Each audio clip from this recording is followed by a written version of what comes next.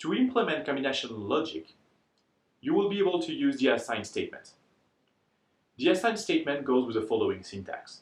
Assign, left-hand statement equal to the expression. The left-hand statement can only be a wire. Indeed, if you're using a register, registers are containing information. There is time, it is sequential, and assign statements only do combinational logic. The expression, however, can be either a wire or a register type mixed with some operators.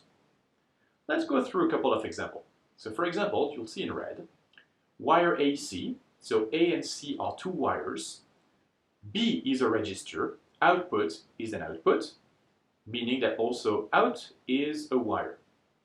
Now you'll be able to assign A equal to B and C, and then out equal to not A and B.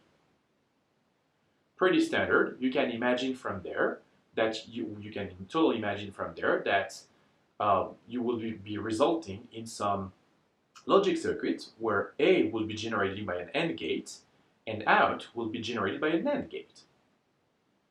This also applies very well to buses. In this particular case, in black, so you have the wire sum that is on 16 bits. Same goes for A and B. You have individual scalar wires with C in and C out, and you'll be able to write the following statement, which is assign curly bracket C out comma sum equal to A plus B plus C in. What does that do in that case? Well, the curly bracket is actually concatenating both of the wires in a larger wire. What does that mean? Well, in that case, you are doing A plus B, which are both on 16 bits, plus C in, and the output number will be a number on 16 bits, plus potentially the carry out, so 17 bits total. This is why you have the assign statement with the curly bracket C out comma sum that will be resulting in a 17-bit wire in that case. Many basic operators can be used in your expressions. You can use bitwise logical, not, and, or, XOR, XNOR. You can also use simple arithmetic operators such as binary operators, plus or minus, or unary operators. Note that any negative numbers will be stored as complements of 2. You can also use relational operators, larger than, larger, smaller, equal, logically equal, than, not equal, that kind of things. And of course, logical operators too, which will be not, the double and the double or. I'd like to make you aware of the difference between the bitwise logical and the logical operators. If you look at the examples below, you will note that the wire signal A, so it's an assign A being a wire in that case of course, is going to be a single scalar. Indeed, you are going to have the test if B is larger than this number provided in binary, and the number C lower or equal than this number provided in decimal. I'd like to point you out to the following syntax for apostrophe B0110. What does that tell you? It tells you that the number you're considering should be on 4 bits and its value is provided by the binary number 0110. Similarly, the 4 apostrophe D5 is a number on 4 bits that contains the decimal value 5.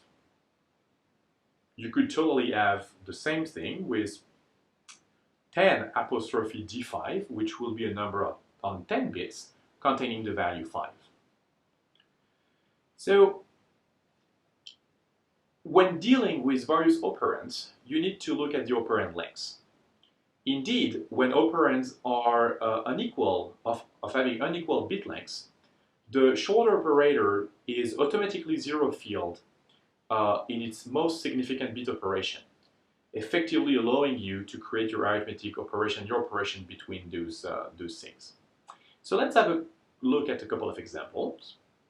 So if you have the wire 3 to 0 sum A and B, which means that sum A and B are numbers or vectors of 4 bits, and you have scalar values C in, C out, D, E, F, and G, you will be able to perform the following operations.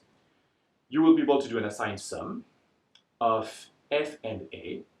In that particular case, A is on 4 bits, F is on a single bit, so it's going to be automatically converted to 4 bits, adding 3 zeros at the MSB location, and you'll be able to perform the bitwise AND operation between A and F.